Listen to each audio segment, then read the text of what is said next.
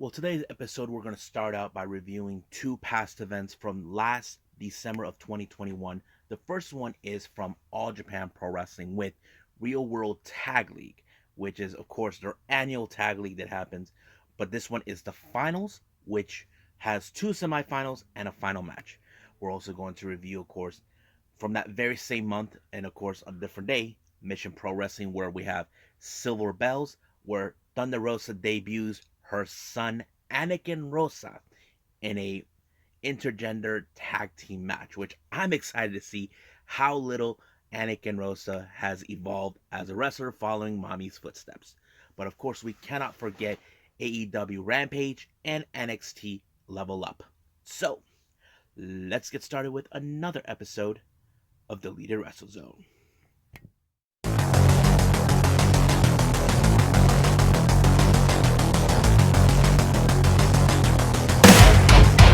Are you ready?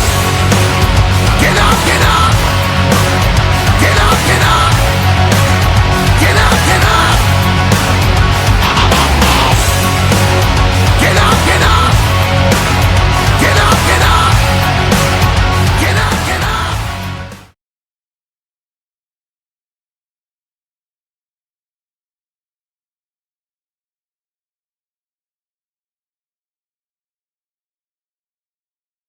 Welcome everybody to Deleted Wrestle Zone, all things that is pro wrestling with AEW, NXT, New Japan Pro Wrestling, Impact Wrestling, the National Wrestling Alliance, various promotions, wrestlers, matches, and championships. I am your host, Gerard here. So, let's begin with All Japan Pro Wrestling from last December, Real World Tag League 2021 with the finals. Now, like I said, there was only two semifinal matches, but the main event turned out to be for the finals. So let's go with the semifinals. First match of the semifinals of Real World Tag League. You got next round with Yuma Aoyagi and Kento Miyahara versus Kazuma Sakamoto and Kengo Moshimoto. Now these two guys, Kazuma Sakamoto and Kengo Mashino, no, they're freelancers. They're not affiliated with any other promotion except for Kengo, who I've seen mostly with eight with active advanced pro wrestling, so I'm excited to see them. But I have to say, I think the heavy favorites were next round because they are one of the most popular factions in all Japan. But it was, of course, Kento who picked up the victory by pinning Kengo Mashino. Next match, we have Total Eclipse consistent of Kuma Harashi and Koji Doi taking on the Runaway Suplex Shotaro Ashino and Suwama. Now, Shotaro Ashino is familiarized with the members of Total Eclipse. They used to be part of a bigger team, but now he's fighting against them. But I think many of us were kind of thinking this is going to be a very interesting match because these are two of the heavy hitter tag teams. But however, it was Koji Doi that picked up the victory by pinning Shino and advancing into the finals alongside next round. So they will be part of the main event. Next up, we have interesting tag team matches. We have the Saito brothers, Rei and Jun, teaming up with Dan Tamura, Leona, and Matsuya Nagai, taking on Black Monsieur, Atsushi Ayogi, Rising Ayato, Ryuki Oya, and Koji Iwamoto. This was a very interesting match because each of these guys are from either their respective tag teams or factions, wherever they're from.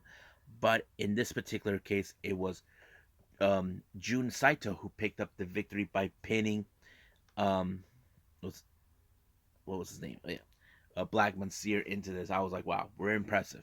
So as you guys know, the Saito brothers made their appearances in MLW. That's why they're there. Now our next match, we have an interesting tag team match. We got ECW wrestlers who we've known. One is, of course, the Buzzsaw, the Japanese Buzzsaw himself, Tajiri, and I'm super and I'm crazy. Super crazy. Team against Purple Haze against Izagawa and Zeus. Now, this match went a little quicker than I thought because normally matches will last like somewhere around 8 to 10 minutes, but this one lasted like somewhere around less than 4. But it was Zeus who picked up the victory by pinning Tajiri. So it was like very quick, and I don't think Tajiri or Super Crazy like that one two bit. So I wouldn't be surprised if they show up. But recently, if you guys know this or not, Super Crazy made his appearances recently in Pro Wrestling Noah. So I'll get to those when the timing's right. Now, our next match is another interesting tag team match. We have, of course, team number one with Asami Kodaka, Kohei Saito, El Lindaman, and Seigo um, Tabichana versus, of course, Shugi Ishikawa, Tako Inori, T-Hawk, and Yoshitatsu. And I thought this was a very interesting matchup. However, one thing it did lead, I did like how Yoshitatsu put Seigo Tachibana into a submission, forcing him to tap out, which really pissed off his entire teammate. But one thing that was really unusual is seeing, of course, T-Hawk and Lindemann on the opposite side of each other, since they're both part of the same faction, Strong Hearts. But it was pretty good. Now, our next match is a very interesting one, a special match, hardcore tag team match. We have Drew Parker and Abdullah Kobayashi. Now, these guys originally are from the promotion Big Japan Pro Wrestling, which is mostly they do a lot of hardcore and death matches. They're taking on members of Total Eclipse, Doko Omori, and Jake Lee. Now, I don't know if Total Eclipse has any experience in hardcore or death matches, but I have to say they did pretty well. But it was Kobayashi who actually picked up the victory when he whacked Jay Lee right with the chair, and of course allowing for Drew Parker to pick up the victory after he applied a somewhat version of the Swanton Bomb. So it was a pretty good one. Now our main event is the finals of the Real World Tag League. We have Nextrum and Total Eclipse. I have to say this was one of the most amazing matches I've witnessed. Now I know that Aoyagi and Miyahara have teamed up before, but I was surprised how it was Aoyagi who picked up the victory when he submitted Kuma, and I'm like, wow. So he forced Kuma to tap out. Kuma is a big dude. There's no way he would have done that, but it was amazing storytelling to show that these guys are willing to go all the way to the top to become tag team champions once again. So it's a pretty good show. There's more All Japan that I'm interested to follow up. I still need to catch up on that. But I believe right now it's time for me to end it right here and move on with Mission Pro Wrestling.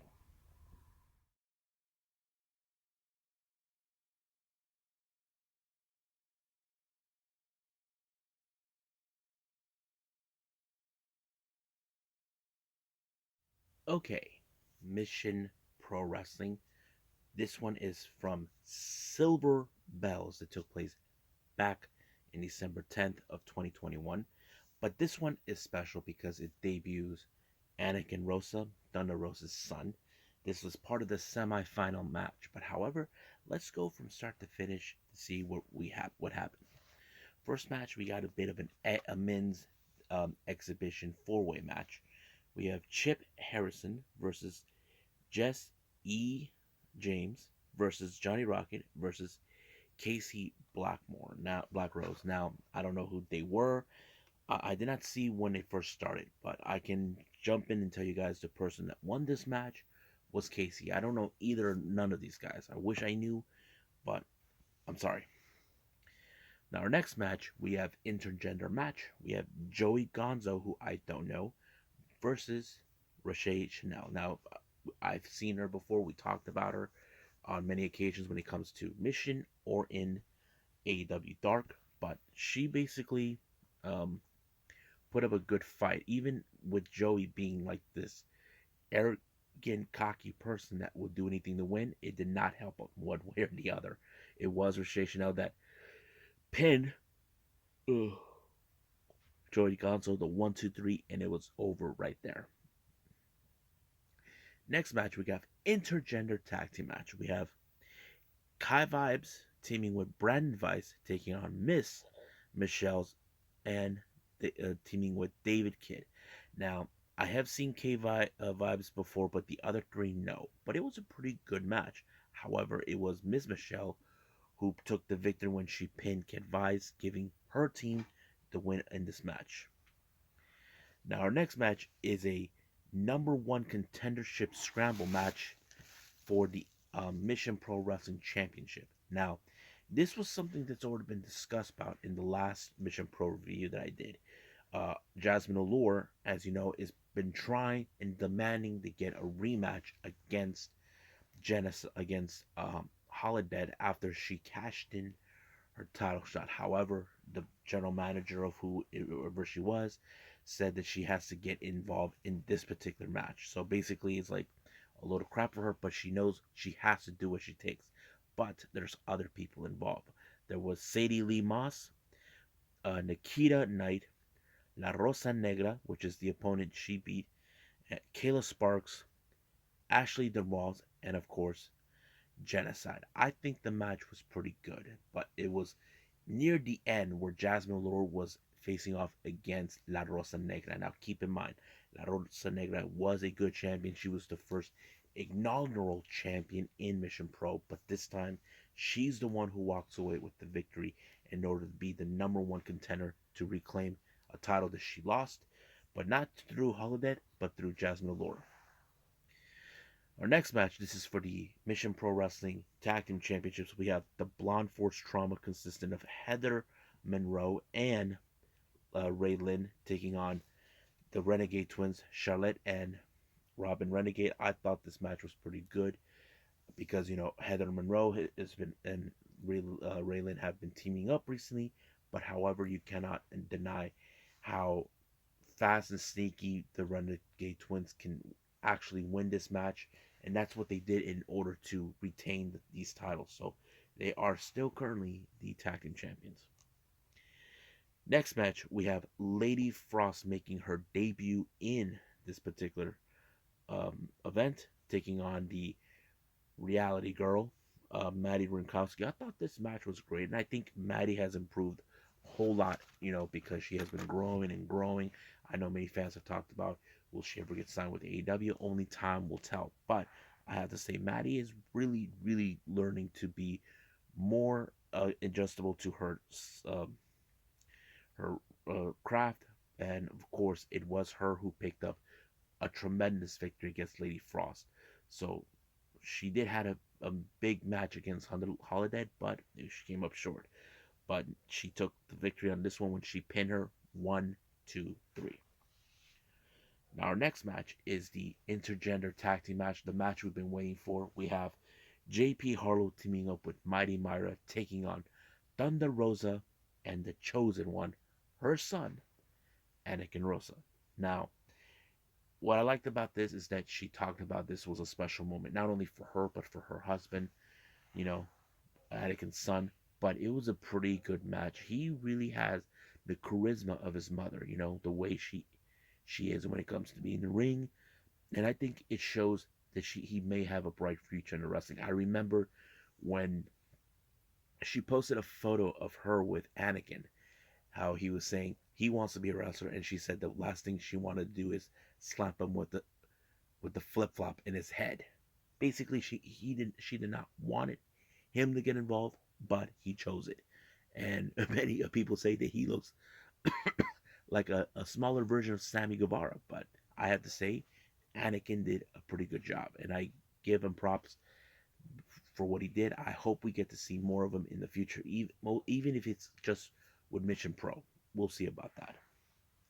But it was Thunder Rosa that with the Fire Thunder driver that put away Mighty Myra, and it ended right there. However, the whole thing was not over yet. As you know, there's a Japanese tradition that Thunder Rosa wanted to put her son through, where everybody tries to clothesline him, lariat him, all in the turnbuckle. I thought it was a pretty good moment, and it was great that, you know, Anakin has finally entered the wrestling business, so we'll see more of him down the line.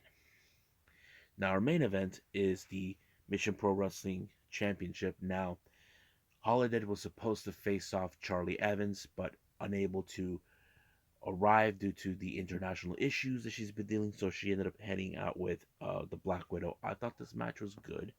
Holiday has been a very strong champion, and I think this is what I liked about her. You know, she's proven that she's willing to face the best, and that's exactly what she got. So she walked out with as the victor when she pinned the Black Widow, allowing herself to retain the title. So now There are more Mission Pro Wrestling events that I need to catch up, but right now I believe I'll end it right here and move on with AEW Rampage.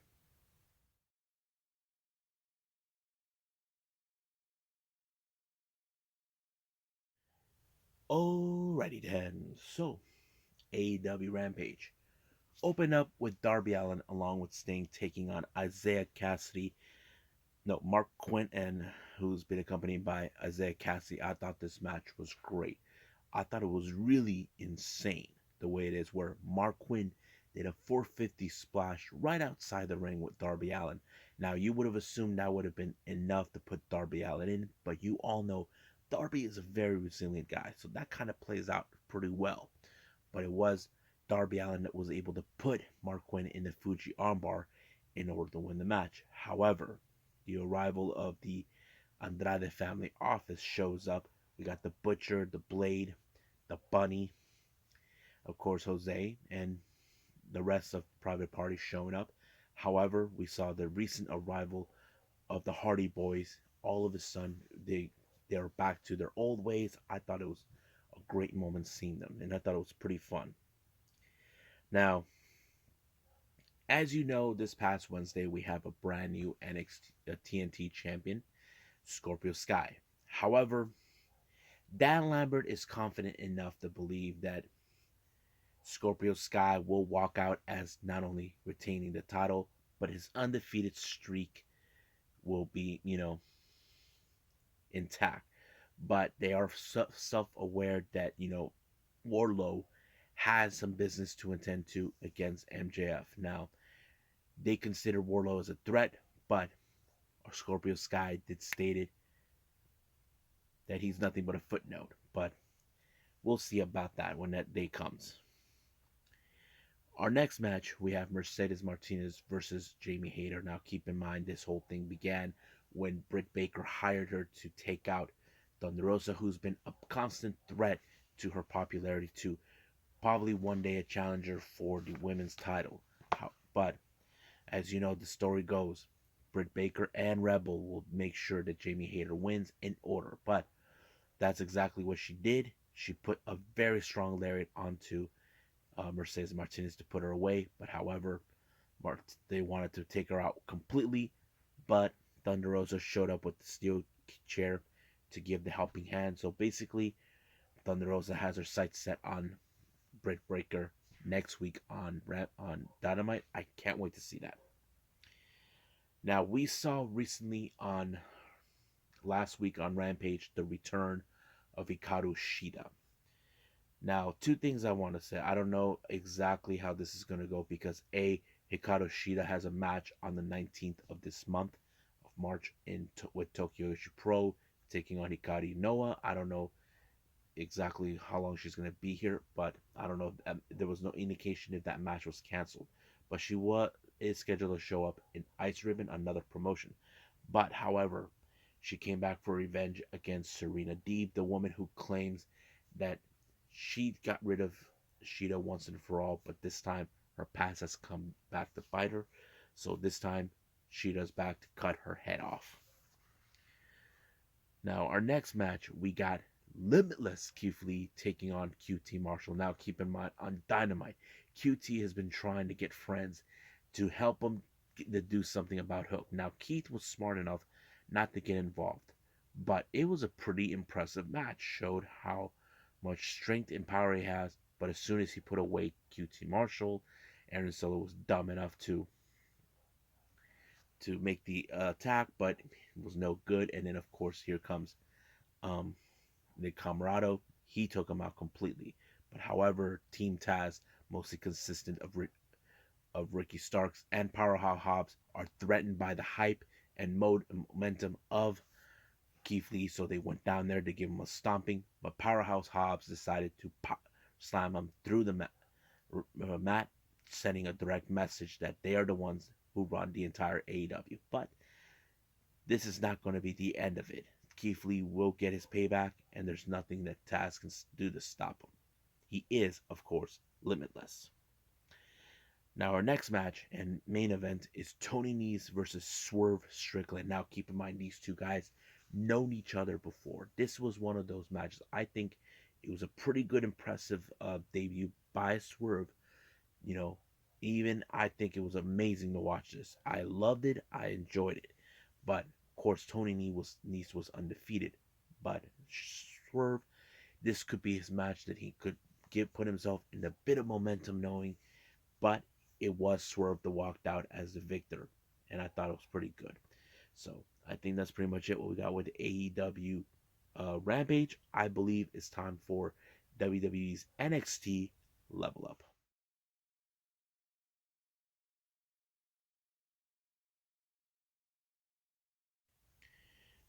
All right, final review is NXT Level Up.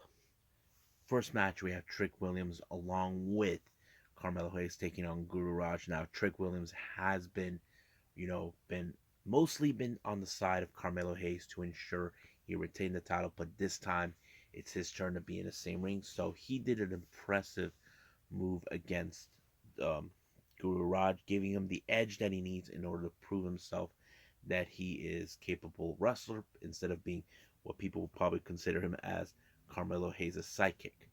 But he did prove his worth. No outside help from anybody but himself. But that's pretty good. Next match we have Ivy Niles along with Malcolm Bivens taking on the debut of Brooklyn Barlow. Now Brooklyn Barlow was impressive.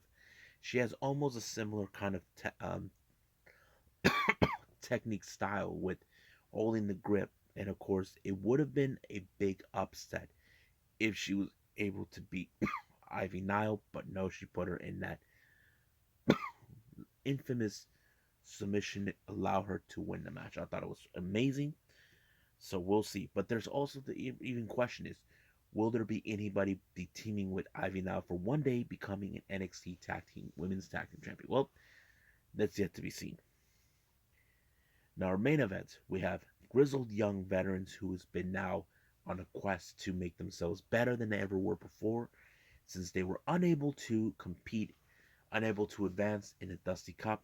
So basically, they took on Josh Briggs and Brooke Jensen. Now, Briggs has been distracted most of the time, but it kind of put him in the back predicament. It did allow for grizzled young veterans to walk out as the victors, but however, Fallon Haley shows up, did not like what she saw, so she gave the helping hand, but um, was able to send a direct message to grizzled young veterans that one way or the other they will be making their hunt for the tag team titles, but we'll see where they're gonna go. So I thought NXT was pretty good. NXT UK, NXT Level Up, my bad. It was a pretty good show. I enjoyed it. So I believe right now I should end it right here, but I wasn't planning on this, but I'm gonna do it anyway. We got some news updates, so let's do that right now.